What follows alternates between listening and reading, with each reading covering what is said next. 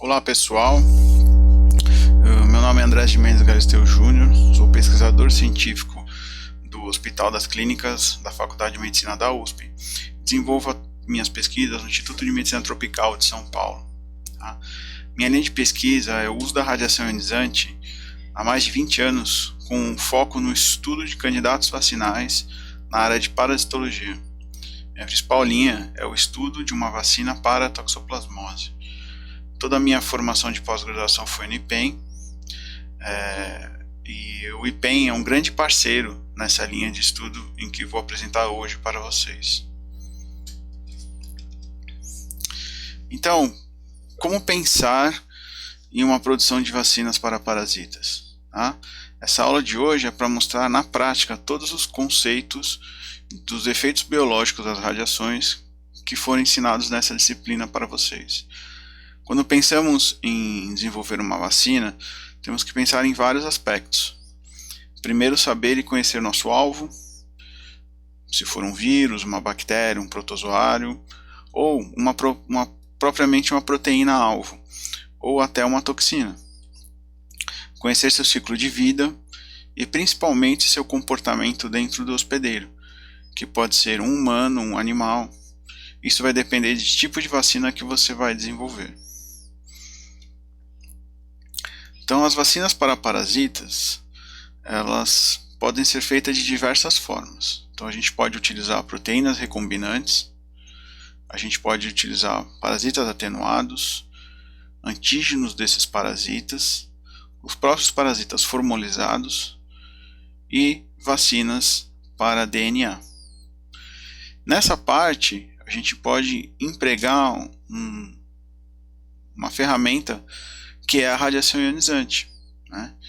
Então, aonde nesses pontos a gente consegue utilizar a radiação ionizante para poder melhorar as vacinas que a gente conhece hoje em dia, que são essas que eu acabei de citar para vocês. Então, quando a gente pensa na radiação, a gente consegue utilizar a radiação, essa ferramenta, em qualquer uma dessas possibilidades, menos nas vacinas de DNA, que não faz muito sentido, uma vez que a radiação danifica o DNA, então a vacina deixaria de ter o seu efeito. Mas nas proteínas recombinantes, parasitas atenuados, antígenos parasitários e até mesmo parasitas formolizados, a gente consegue usar a radiação como uma ferramenta para melhorar a resposta frente à imunização desses animais, ou do ser humano propriamente dito. Então, a radiação em parasita ela já vem sendo estudada há muito tempo. Em 1971, Antunes e colaboradores foram as primeiras pessoas que fizeram o estudo da radiação e perceberam que Schistosoma mansoni, ovos e miracídios deste parasita, quando eram submetidos à radiação de cobalto 60 de 5 a 2.000 grays, eles notaram que a partir de 10 grays não houve o desenvolvimento dos ovos ou miracídios. Tá? Em 95, também estudando esse parasita, percebeu-se que entre 150 a 200 grays havia uma diminuição na carga de vermes após o desafio em 90% dos camundongos. Tá? Um outro parasita estudado também com a radiação é o Eimeria tenella. Então, também descobriu-se que, usando cobalto 60 a 200 grays, ele causava danos no mecanismo nuclear e celular de reprodução. Tá? O estudo mais completo que nós temos hoje de parasita irradiado é o do plasmódio. Tá?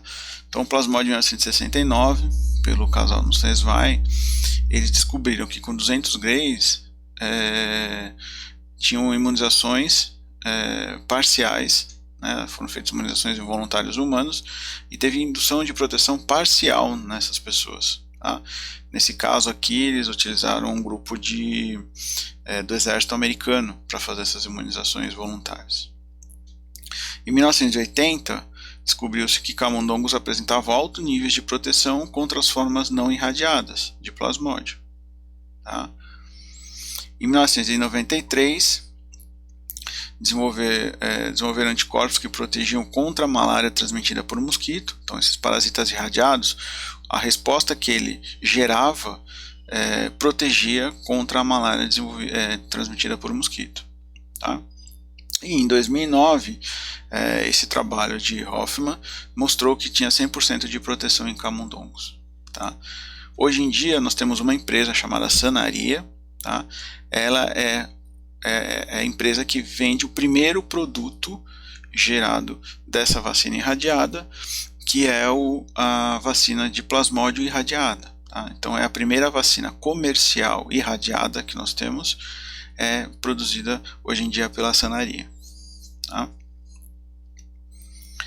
Bom, aí, pensando em todo esse histórico e a boa possibilidade do uso de radiação no desenvolvimento de vacinas, resolvemos então empregar essa metodologia no estudo de uma vacina para a toxoplasmose, que era o único parasita que não estava sendo estudado naquele momento, e como ele é muito próximo, geneticamente dizendo, do plasmódio, a gente achou que nós teríamos também bons resultados.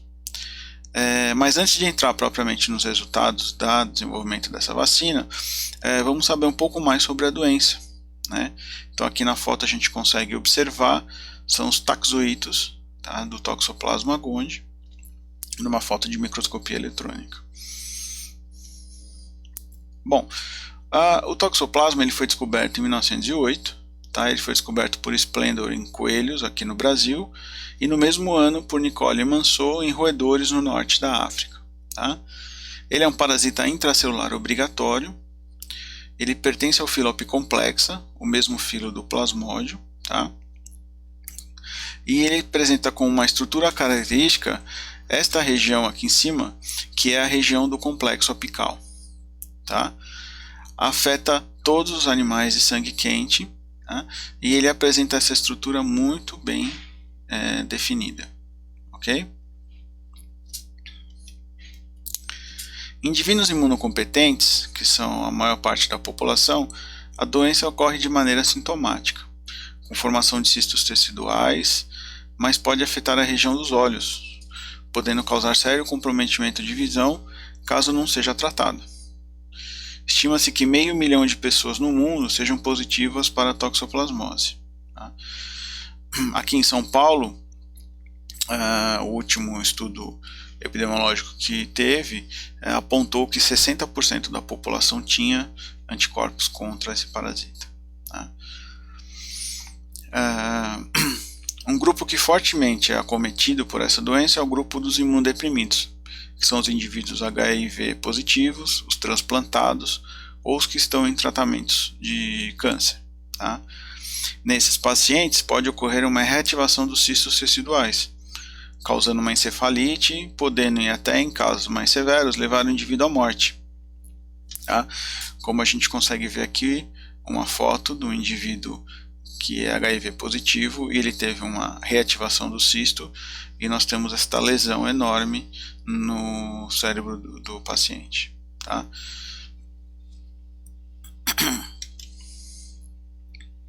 Um outro grupo muito importante é o grupo da toxoplasmose congênita, né? Porque pela transmissão vertical, né, que é o da mãe para o feto, pode ocorrer a infecção durante o período da gestação, ocasionando problemas graves na formação do indivíduo. Né? Por isso que é importante o acompanhamento do pré-natal, para poder acompanhar durante toda a fase, os 9 meses da gestação, a soroconversão dessa paciente. Né? Se ela for positiva antes de engravidar, isso ajuda porque ela acaba protegendo o feto de uma infecção, mas se ela é negativa antes de engravidar, ela tem que também permanecer negativa, é o ideal, durante a gestação. Tá? Em um outro grupo também são os animais, né? Então, bovinos, suínos, ovinos e caprinos, todos esses animais são suscetíveis à contaminação pelo toxoplasma, né? E eles acabam sendo uma fonte de contaminação para o homem. E também existe a parte econômica, onde para quem cria esses animais, vai começar a ocorrer muita morte, né, durante a gestação desses animais, e também isso significa perdas econômicas. Então, o ciclo da toxoplasmose, basicamente, são os felinos, uma vez infectados, eles transmitem oocistos para o meio ambiente. Esses oocistos, eles podem contaminar os alimentos, podem contaminar diretamente o ser humano, né, ou podem contaminar outros animais. Tá? Esses animais, eles acabam desenvolvendo cistos teciduais, e esses cistos também podem contaminar o ser humano se alimentando desta carne. Tá? Outras formas de contaminação que são muito mais raras, mas são transplantes de órgãos, hoje em dia quase zero, transfusão de sangue também quase zero, acidentes laboratoriais, que é muito restrito aos profissionais que trabalham com esses parasitas, e transmissão congênita, esse sim é um grupo importante que tem que ser sempre avaliado. As vacinas para toxoplasmose, elas têm sido estudadas por diversos grupos. Tá? Então, alguns grupos estudam vacinas atenuadas, tá? São cepas atenuadas ou cepas mutantes, tá? Mas todas elas apresentam baixa proteção. Até o momento, não teve nenhuma vacina que tivesse uma proteção muito alta. Tá? Proteínas recombinantes também é um grupo de vacinas que é muito bem estudadas, mas também é o grupo que apresenta o menor nível de proteção entre os grupos, né, as vacinas estudadas. Tá? E nós temos também algumas subunidades de DNA que também não apresentam bons resultados. Comercialmente, nós temos uma única vacina, tá, chamada Toxovax. É uma vacina para uso exclusivo em ovinos. Tá? Ela utiliza uma cepa viva, mas ela é incompleta. É uma cepa S48 de Toxoplasma. E ela tem a finalidade de diminuir os abortos, né, diminuindo a perda econômica para o criador. Né? Ela tem baixa eficiência, a proteção dela gira em torno de 70% a 80%, tá? Mas o grande problema dela é que ela tem uma grande dificuldade de logística. Né? Ela é produzida na Nova Zelândia e quando você compra esse lote de vacinas, quando ele chega aqui no Brasil, vamos supor, para você imunizar o seu rebanho, você tem 24 horas para imunizar o rebanho, senão a vacina morre. Né? Então ela não é empregada em nenhum lugar do mundo a não ser na Nova Zelândia, porque pela logística fica impossível essa distribuição. Né? Então essa é a única vacina comercial que nós temos hoje em dia e é exclusiva para uso em animais. Então desde 94 a gente vem lá no laboratório estudando as vacinas para toxoplasmose, né, usando a radiação e em parceria com o IPEM, e desde desse período a gente vem produzindo trabalhos todos relacionados com a vacina irradiada. Tá? E como é produzida essa nossa vacina? Bom, nós fazemos o lavado peritoneal, tá? A gente coloca salina no animal que está infectado com o parasita, tá? Coloca salina no peritônio desse animal, lava esse animal com o peritônio, logicamente o animal já foi sacrificado. Tá? Esses parasitas são colocados em meio de cultura, tá? São submetidos a uma fonte de cobalto 60, tá? Depois de irradiado, eles são fracionados em doses. Tá? Essas doses são colocadas no nitrogênio líquido e aí nós utilizamos elas nas imunizações intraperitoneais ou VO, via oral, dependendo do estudo que nós vamos fazer. Ok? Bom, a radiação ela é feita nessa fonte de cobalto 60, que a gente utiliza a fonte do IPEM, a Gamacell. Então, para quem não conhece, essa é a foto da Gamacell, tá? Dentro da Gamacell, a gente coloca a amostra dentro deste compartimento, tá? Fecha com esse anteparo, fecha esse anel aqui, esse cilindro, tá?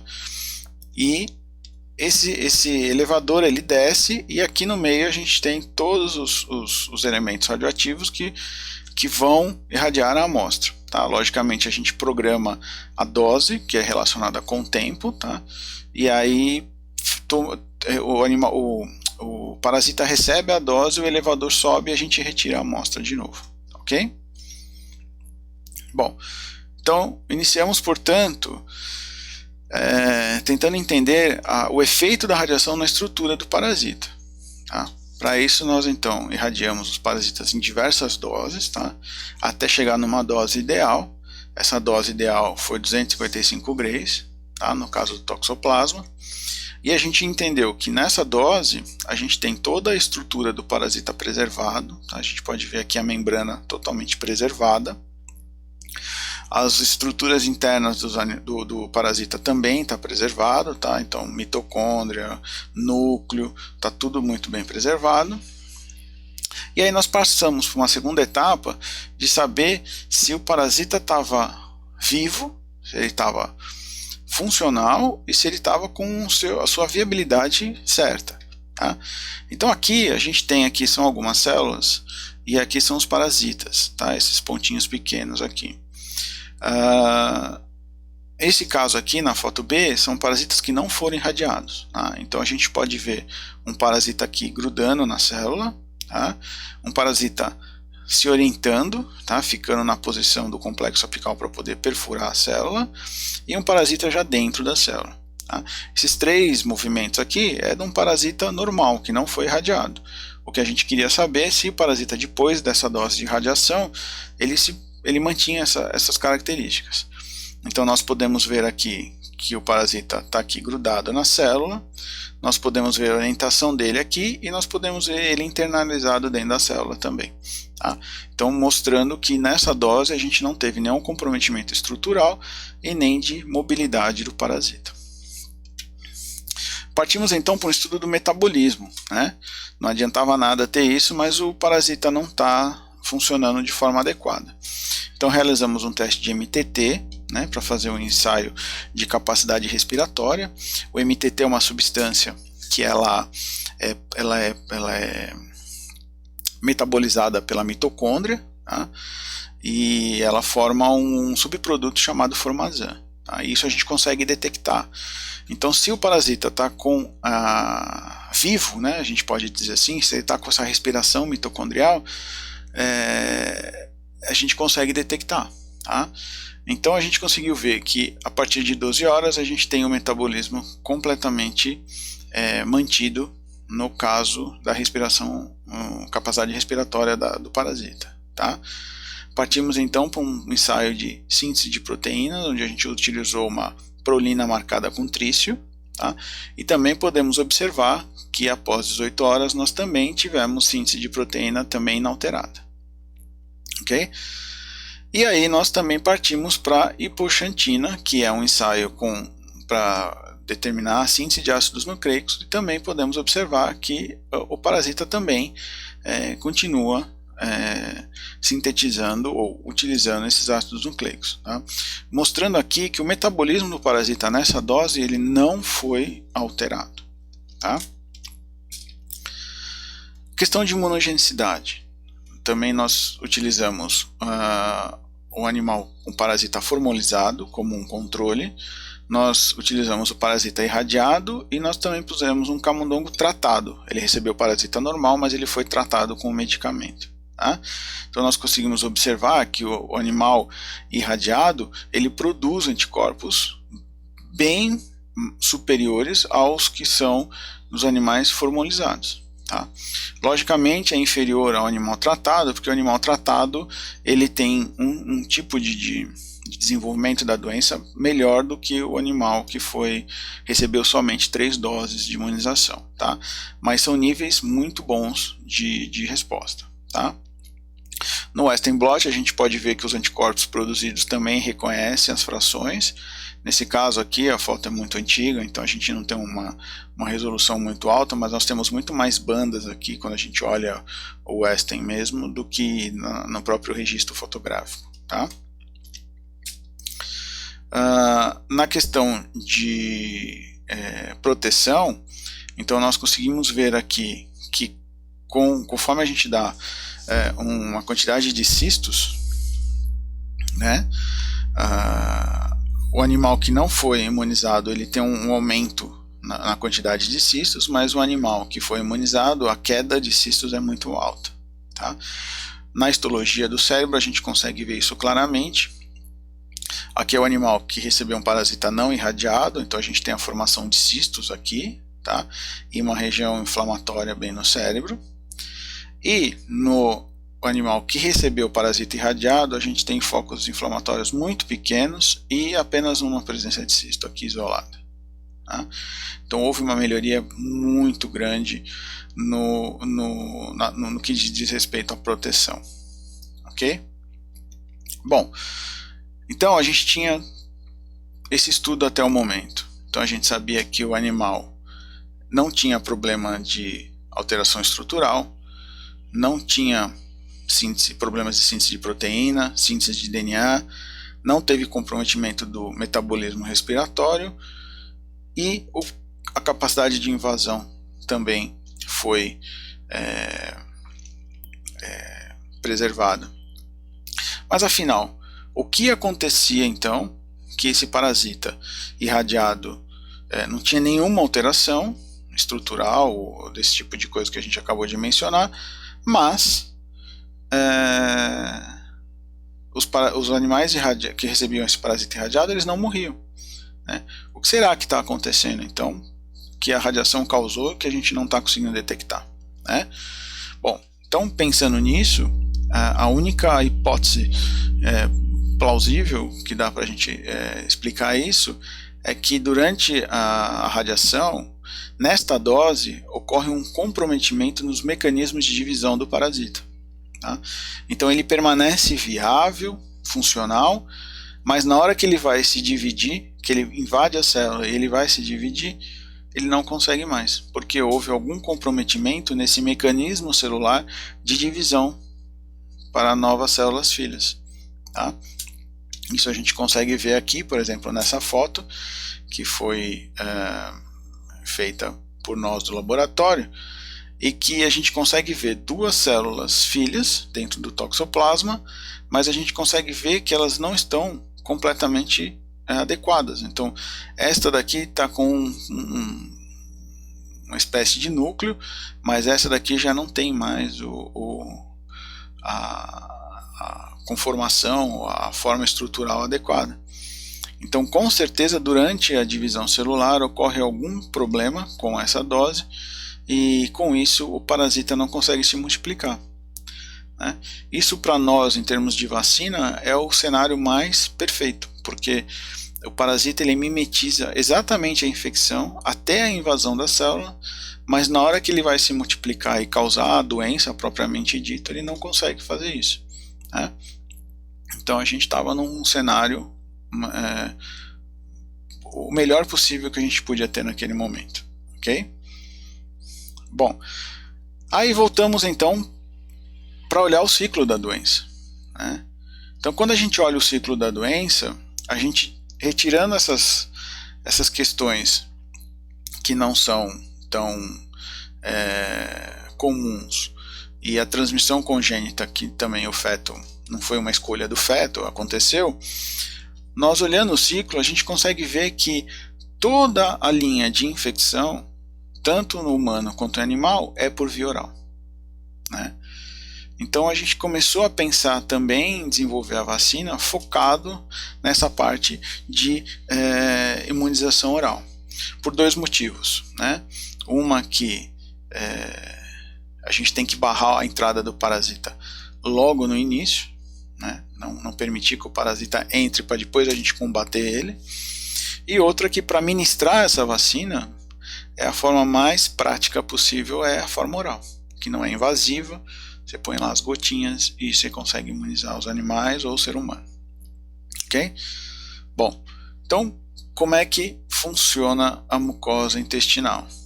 Tá? Então a mucosa intestinal aqui, ó, nós temos a região toda da superfície do intestino, tá? Nós temos as placas de Peyer, que eu vou mostrar mais para frente com detalhe para vocês, e nós temos a imunoglobulina, que ela é muito característica da região de mucosas, que é a IgA. Tá? Essa IgA é ela que nos ajuda a infecções bacterianas e outras infecções que entrem no intestino. Tá? Bom, só que toda a resposta imunológica da mucosa ela é feita na placa de Peyer. Tá? Então, o que é a placa de Peyer? Aqui é um camundongo com as vísceras expostas. Então, para vocês terem uma ideia, a placa de Peyer é esta região pequena aqui, ó, tá? Vamos dar um aumento aqui. Bom, é essa regiãozinha aqui, ó. Durante o trato intestinal, ele tem algumas regiões dessa. Aqui no caso da foto a gente só está conseguindo ver uma, mas é essa regiãozinha clarinha aqui que é muito pequena, tá? Para ser estudada, ela tem que ser dissecada com um material cirúrgico bem específico, tá? Porque realmente ela é bem pequenininha, você não pode perfurar a alça intestinal, também você pode contaminar a sua amostra, tá? Então é bem complicado trabalhar com esse tipo de material. Olhando por microscopia, a gente consegue ver, aqui no caso é de uma outra espécie que são 5 placas de Peyer juntas, tá? E aqui, ó, a gente consegue ver a parte interna da via intestinal, então a gente consegue ver o domo aqui da placa de Peyer, tá? O que seria esse domo? Tá? Esse domo é isso aqui, é o que vocês viram na foto agora, tá? É um folículo associado ao epitélio, tá? Nesse folículo a gente tem as células M, ok? E a célula M é a célula que vai fazer a captura desse antígeno, dessa bactéria, desse parasita, para dentro desta região onde vai ser iniciada toda a resposta imunológica no intestino, na mucosa, tá? Ok? Bom, então pensando no toxoplasma, ele pode ter 3 vias de entrada nessa estrutura.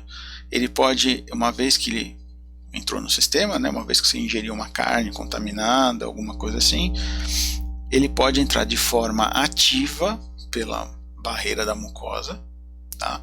Porque o toxo tem essa característica, né? Ele é bem agressivo, ele invade mesmo a célula, tá?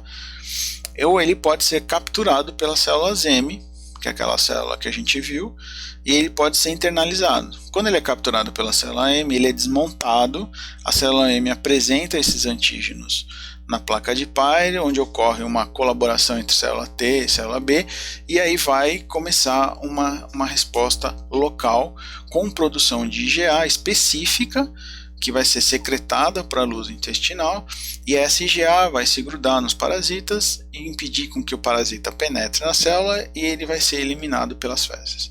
Tá? Então o ideal seria a gente passar uma vacina, essa vacina já desenvolver essa resposta imunológica no local, para quando você entrar em contato com o parasita propriamente dito, você já ter uma resposta de IgA pronta para poder atacar esse parasita. Ok? Então toda a nossa ideia começou a partir para isso, depois de todo aquele estudo inicial do toxoplasma irradiado. Tá? Bom, fizemos os primeiros testes, logicamente a gente tem que ver de que forma a gente vai inocular esses animais, porque não é simplesmente pegar o parasita irradiado e dar via oral. A gente tem todo um trato gastrointestinal que o parasita pode ser destruído naquele processo, e quando ele chega na mucosa ele já não é mais encarado como um antígeno e não é desenvolvida nenhuma resposta para isso. Então a gente teria que fazer algumas padronizações, né? A gente fez inóculos com leite, com hidróxido de alumínio e associando hidróxido de alumínio com leite, tá? E a gente chegou à conclusão de que para ter resultados parecidos com aquele que a gente usava antes, que era o intraperitoneal, a gente usando hidróxido de alumínio, 3 doses com hidróxido de alumínio, a gente tem resultados muito semelhantes aos que a gente tinha inicialmente estudado, tá? Bom, mas como que era isso então em termos de proteção? Então aqui, novamente, uma foto um pouco mais atual, um pouco mais colorida, do animal que recebeu os parasitas não imunizados. Então a gente tem um foco inflamatório grande, presença de cisto, né, essa região mais aumentada. A gente tem outros cistos na região, ó, tá? Agora, o parasita que recebeu por via oral o toxoplasma irradiado, ele já não apresenta tantos cistos. Aqui na foto a gente não consegue ver nada, tá? Aqui na foto, desculpa, não consegue ver nenhum cisto nem nada, tá? E aqui no que foi imunizado por via intraperitoneal, a gente consegue ver focos inflamatórios um pouco mais alterados, tá? Bom, aí nesse momento a gente ficou com uma dúvida. Bom, se a gente está dando por via oral com hidróxido de alumínio, o que será que está chegando na mucosa intestinal? O parasita íntegro? Ou será que está chegando na mucosa intestinal ou pedaços do parasita e está gerando essa resposta, né? Então, para isso, nós fizemos microscopia, nós injetamos o parasita irradiado no animal e fizemos microscopia eletrônica no intestino desses animais para tentar detectar o que estava acontecendo. E a gente consegue ver que 30 minutos após do inóculo oral nos animais, a gente já tem um parasita dentro da mucosa intestinal, tá? Então, assim, é uma coisa muito rápida. Em 30 minutos, o parasita já está no intestino, né? Algo que nos surpreendeu muito o tempo de infecção. Ele já entrou no intestino e já penetrou na célula, né? Aqui a gente consegue ver um toxoplasma depois de 30 minutos, tá? E aí, depois de 4 horas e meia, a gente conseguiu uma outra imagem que mostra que o parasita ele tem um início aqui da formação de um vacúolo, que é característico do toxoplasma, mas ele está totalmente fora do padrão normal do parasita, né? Então, mais uma vez, a gente consegue provar que o parasita ele penetra na célula, mas depois desse estágio ele não consegue mais formar um cisto, o que normalmente ele formaria, e ele não causa mais a doença, né? Então, essa foi a forma que a gente conseguiu comprovar o que a gente estava propondo naquele início dos slides, do jeito que eu mostrei para vocês.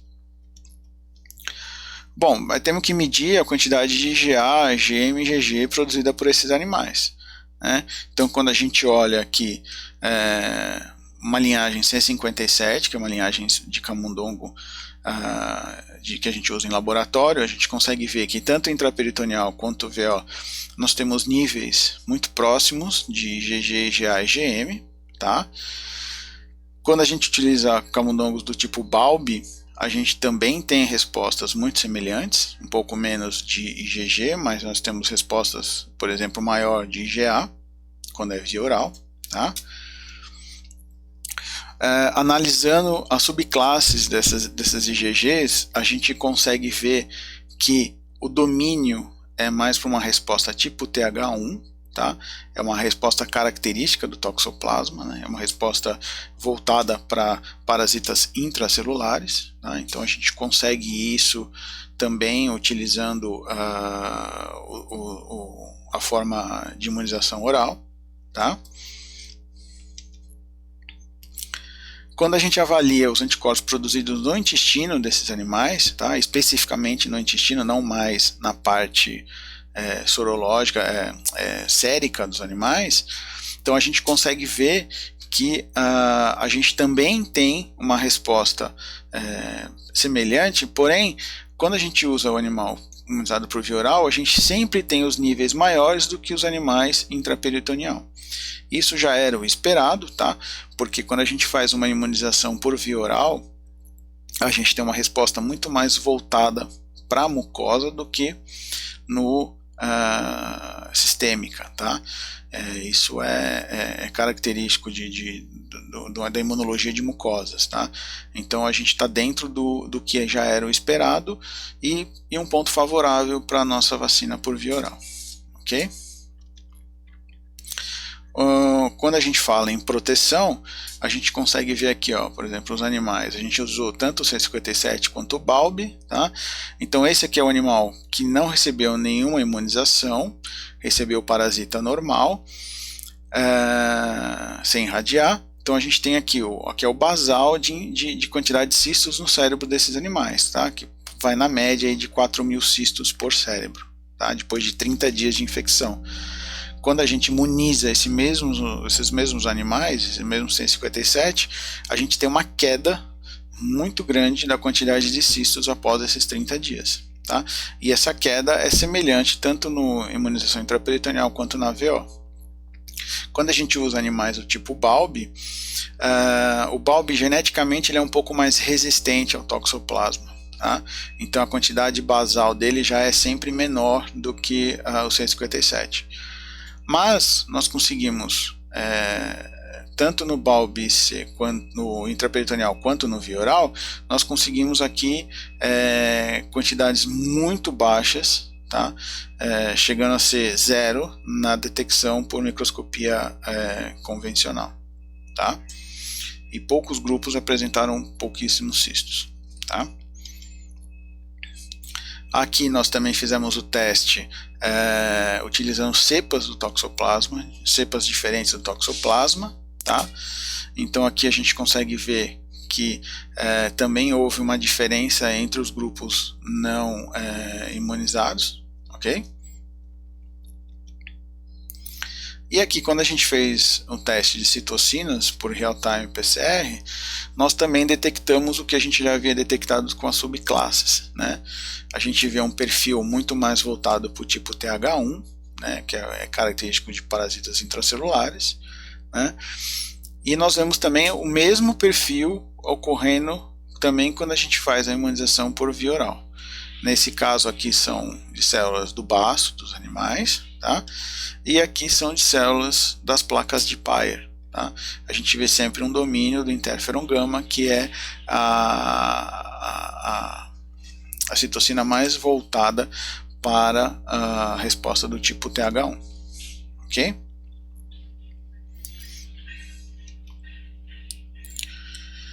A produção de IgM e IgG em diferentes cepas, né? Então a gente fez as cepas separados e as cepas juntas, né? Isso foi um estudo que foi um dos últimos estudos que a gente tem feito. Então sempre houve a pergunta de saber se a gente utilizasse duas cepas ao mesmo tempo irradiadas, se a gente aumentaria essa proteção ou não, né? Então a gente pode ver que a produção de anticorpos, tanto IgM, a de IgM e a de IgA, elas são praticamente semelhantes, tá? Agora, quando a gente fala na produção de IgG, a gente consegue ver um pequeno aumento aqui quando a gente usa mais de uma cepa na montagem desse candidato, dessa vacina. Tá? Agora, os dados mais interessantes foram no quesito de proteção. Quando a gente junta essas cepas, a gente consegue níveis de proteção mais altos ainda do que a gente já encontrava antes. Então, se antes a gente tinha uma diferença muito grande com o grupo controle, agora quando a gente junta as cepas, a gente consegue zerar em alguns casos a quantidade de cistos cerebrais. Tá? E isso para nós foi assim um refinamento do nosso estudo e que nos confere o nível de proteção maior em qualquer vacina produzida para toxoplasma até o momento. Tá? Mas nós temos problemas futuros, problemas que a gente tem que resolver e coisas que a gente tem que tentar minimizar, né? Então nós temos problemas com métodos de conservação, métodos de administração e efeitos adversos, ok? Então, problemas de administração. Hoje em dia a vacina ela é produzida e guardada em nitrogênio líquido, mas o nitrogênio líquido é uma coisa cara e não é muito prática para ser transportada para o campo, né? Pensando em imunizações em animais. né? Então nós temos que achar alternativas. Então, achar formas de conservar essa vacina e usar em freezer -80, que é um pouco mais prático, em freezers convencionais ou geladeira. A gente também pode tentar achar alguma forma de manter isso, né? Já fizemos alguns estudos, mas é algo que a gente tem que melhorar, liofilizar, talvez irradiar o parasita, e liofilizar ele, aí ele fica sequinho. Quando você estiver lá no campo, você hidrata ele com uma água de seringa, alguma coisa assim, e inocula nos animais, tá? Ou então produzir iscas artificiais, né? A gente já tem isso no mercado. Aqui no Brasil não é utilizado, mas na Europa usa-se muito essa Raboral e essa OnRab. São vacinas dentro de iscas, tá? Que são distribuídas na floresta para imunizar, por exemplo, raposas, os animais silvestres, para doenças que geralmente vão poder dar algum problema para as pessoas que moram aí na região.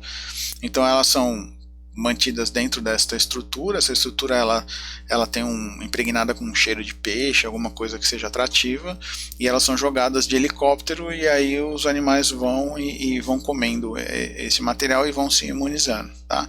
São alternativas que a gente tem que estudar e tem que ver qual que é a melhor. A ideia é sempre manter essa vacina da forma mais prática possível e que ela seja facilmente administrada em campo, senão a gente vai acabar com o mesmo problema que a Toxovax, né? Onde vai ficar local só e a gente não vai ter essa distribuição. Então esses são estudos futuros que a gente tem que aprimorar para ver uma forma de melhorar esse tipo de administração. Um outro problema que a gente tinha mencionado lá é alteração comportamental, tá? Sabe-se que o toxoplasma ele causa alteração comportamental no hospedeiro, né? Então alguns estudos em ratos, né, demonstraram que houve alteração de comportamento modificando a ansiedade e o processo cognitivo, tá? Em estudos em humanos, a gente tem alterações de personalidade, superego, tá? E aumento, por exemplo, da incidência de acidentes de trânsito. Então, o toxoplasma ele faz com que você não pense duas vezes em tomar uma decisão. Você vai, toma a decisão e pronto, tá? Isso, biologicamente dizendo, é uma estratégia que o parasita tem de forçar o hospedeiro a ir em encontro da sua presa, do seu predador, tá? Assim, ele garante que ele seja passado de animal para animal e não morra causando a doença no hospedeiro, né? Então, estrategicamente, biologicamente falando, é um escape do próprio parasita, tá? Esse próprio grupo também colocou que mulheres positivas geram mais filhos homens, né? Não sei qual é a importância sobre isso, mas achei engraçado e resolvi colocar aqui para vocês essa informação também, ok? Bom, aqui é um estudo, um resumo de tudo que a gente fez com a vacina do Toxoplasma. Então, várias pessoas trabalharam nisso, é um grupo bem grande, vários mestrados e doutorados foram envolvidos nesse assunto, tá? Então a gente vem desenvolvendo isso há muito tempo lá no laboratório. A gente hoje está com um avanço bom nesse estudo, mas ainda dependemos ainda de alguns outros estudos para poder sempre chegar no objetivo de ter 100% de proteção, de segurança e ser uma vacina que possa ser utilizada em animais, principalmente porque sabemos que no ser humano é muito complicado, uma vez que a gente trabalha com parasita irradiado e parasita vivo, né?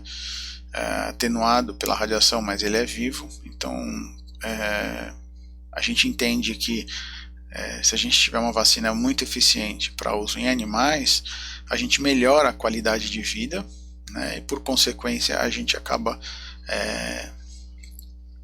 usufruindo desse benefício, né? E aí não precisaria imunizar o ser humano só tratando os animais propriamente dito, ok?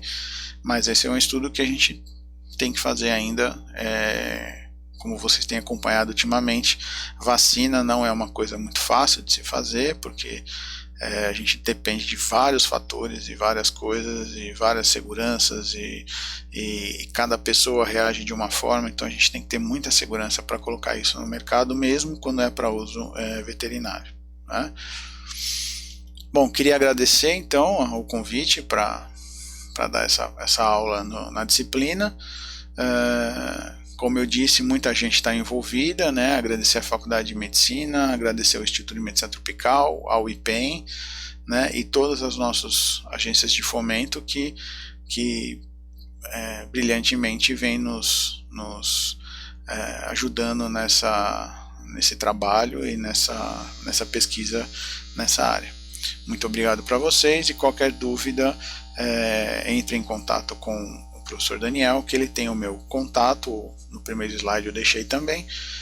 Vocês podem me procurar e eu esclarecerei as dúvidas. Muito obrigado.